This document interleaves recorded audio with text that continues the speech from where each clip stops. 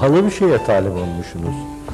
Ebu Bekirlerle at başı olmaya, Ömerlerle at başı olmaya, Osmanlarla, Alilerle at başı olmaya talip olmuşsunuz. Elbette ki bir kısım sıkıntılar çekeceksiniz.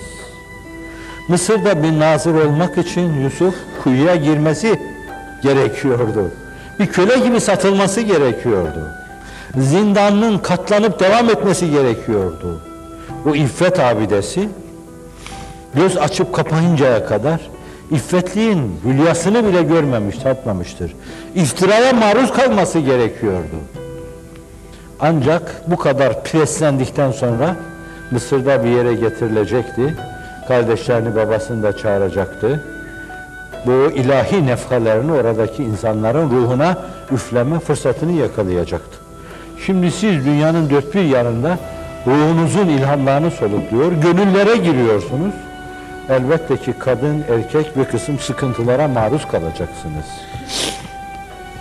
O ipekleri örmek için, geleceğin dantelalarını örebileceğiniz ipekleri örmek için o kozanın içinde sıkışıp kalmanız gerekiyor. Bi kaderil keddi tüktesebül meali.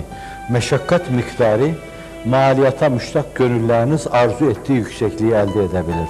Ne kadar sıkıntınız varsa. Bir meselenin bu yanı vardır. Bir de Allah'ın rahmeti ve inayeti sıkıntıların son kerteye geldiği, bir yönüyle gücünüzün, takatınızın bittiği yerde tecelli eder. İlahi tecellileri, inayet tecellilerini, imkanlarınızı bütün kullanıp onların bittiği yerde aramanız lazım. İşteddi ezmetü tenferici.